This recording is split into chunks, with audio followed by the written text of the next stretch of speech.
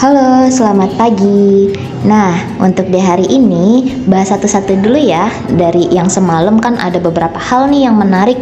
Pertama dari sisi perbankan yang kemarin turunnya bareng-barengan dalam banget. Nah, terus abis itu ada juga saham-saham konstruksi yang kembali ARB sama adanya technical rebound dari saham-saham di batubara. Nah, itu nanti proyeksinya kayak gimana. Nah, untuk di podcast pertama kita bahas dulu dari sisi perbankannya. Nah, untuk penurunan, memang kalau untuk dari perbankan sendiri terkait IHSG itu udah kita bahas ya semalam terkait kenapanya, sentimennya, terus juga dari sisi proyeksi IHSG-nya itu udah kita bahas di Night Brew semalam. Jadi memang itu juga yang sejalan pergerakannya antara di market dengan di saham-saham big caps-nya, terutama di 4 perbankan besarnya ini gitu. Nah, jadi tapi kalau kita lihat nih, meskipun dalam penurunan yang kemarin cukup besar seiring juga dengan penurunan di IHSG, kita lihat secara kasat mata untuk pergerakan di saham-saham banking ini masih sesuai ya, masih sejalan dengan bagaimana keadaan ekonomi, terus juga masih sejalan dengan IHSG yang dimana sebagai leading indikator dari ekonomi seperti itu. Jadi memang ini refleksi aja sih dari refleks 4 banking kita itu masih menjadi refleksi dari kegiatan ekonomi secara keseluruhan. Nah, memang untuk saat ini ekonominya secara global juga masih dalam tahap perlambatan ekonomi ya. Jadi itu juga yang berpengaruh terhadap untuk di perbankan kita itu sendiri.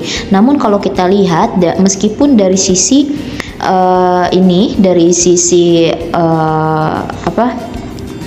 lending kita itu sudah berada di level 6,25% gitu ya. Nah, tapi ini tidak mempengaruhi loh dari Indonesian loan growth kita. Ini loan growth kita pertumbuhannya masih tetap bertumbuh, di mana ini juga seiring dengan data dari PMI manufaktur yang dimana masih terus ekspansif ya, meskipun dalam keadaan ekonomi yang masih nggak pasti. Nah, tapi kalau kita lihat dari secara garis besar untuk manufakturnya ini masih terus masih ekspansif gitu. Nah, ini juga masih sejalan dengan pergerakan yang berada di GDP kita, untuk pertumbuhan GDP kita atau pertumbuhan ekonomi kita.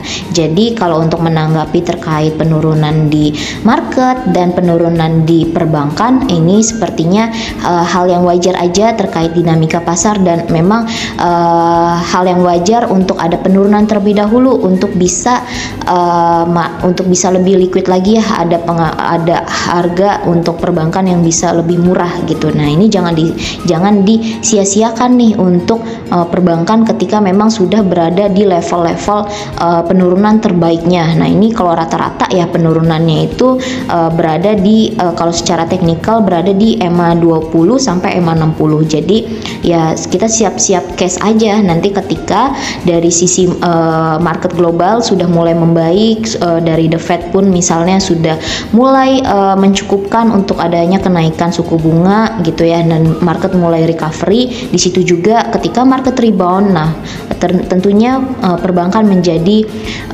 leading sektor yang dimana dia rebound duluan juga seperti itu.